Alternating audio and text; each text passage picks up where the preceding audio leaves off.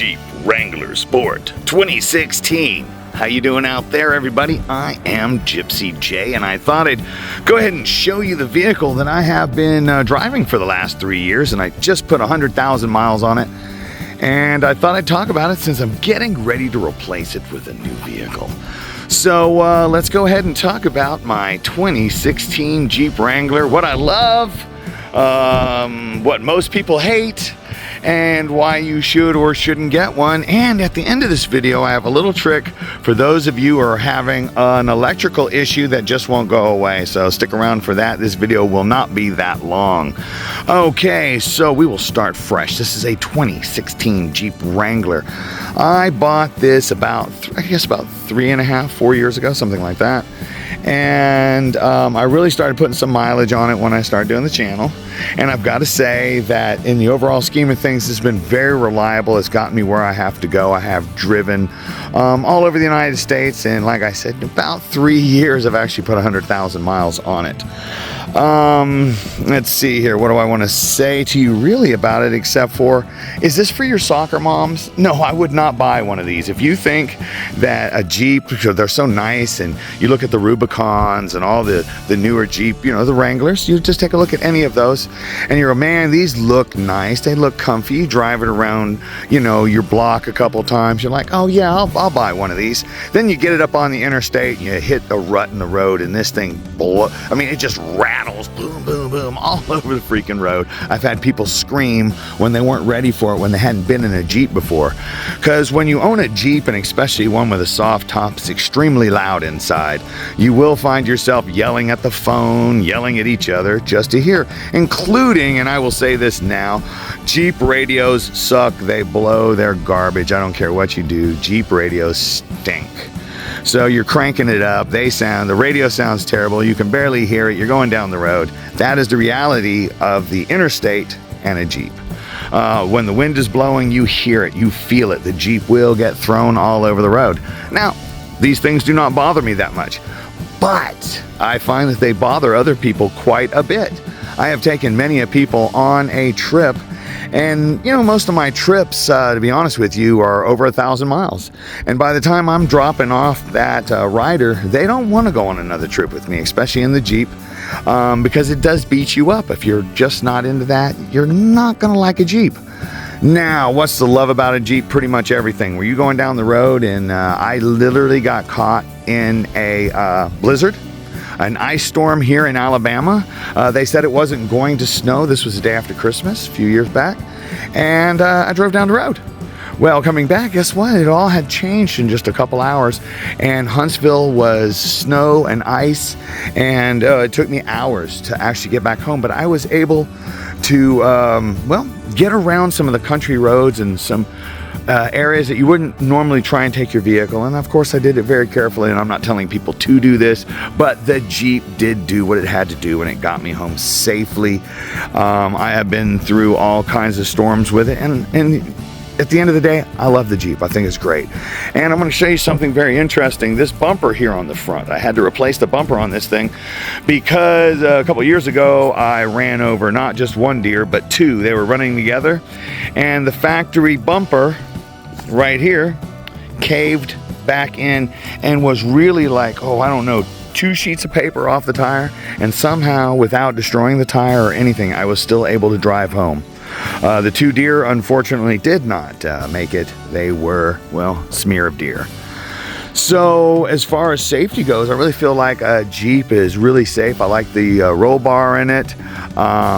You know, once again, let's take a look inside here real quick. All right, so my son's been driving it because it's now his vehicle. I put these seat covers on, they were fairly cheap. But you know, the seats are okay.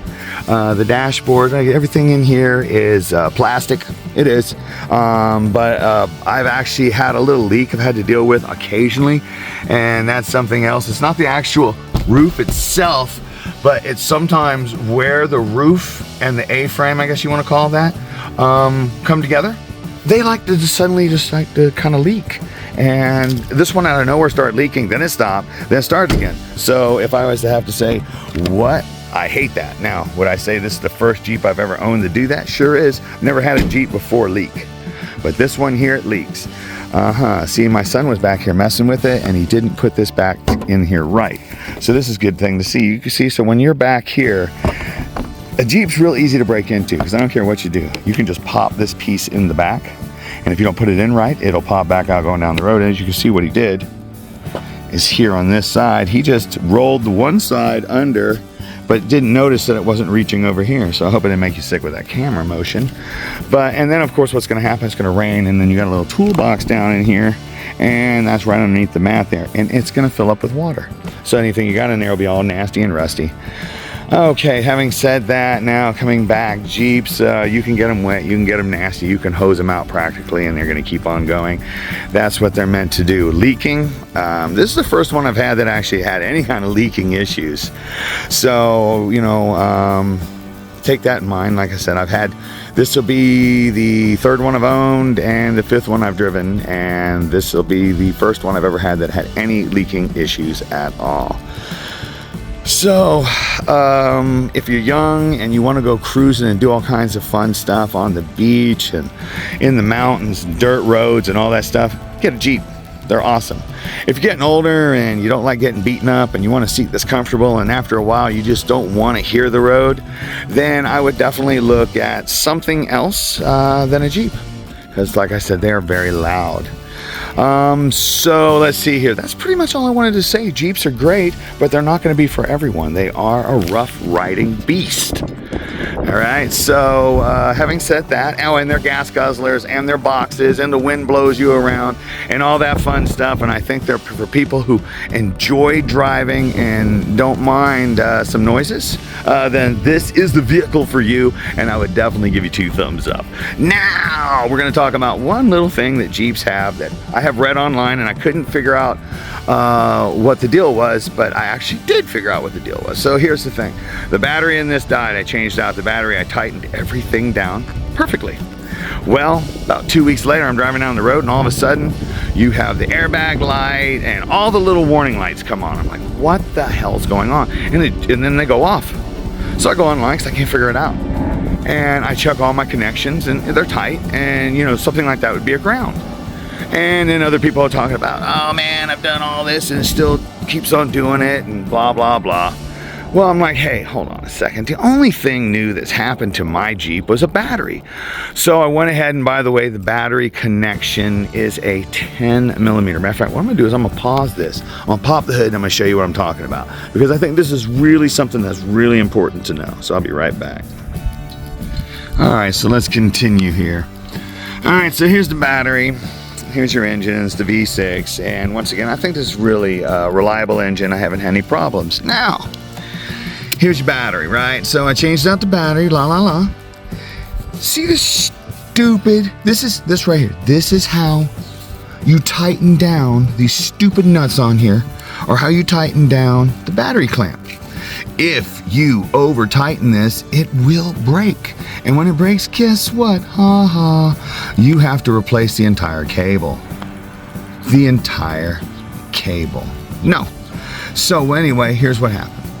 So I came out, I got with a 10 millimeter, I threw it on here, and I tightened it down. I mean, we're talking like not even what, maybe a 5%, not even, just a tiniest little click. And my issue went away.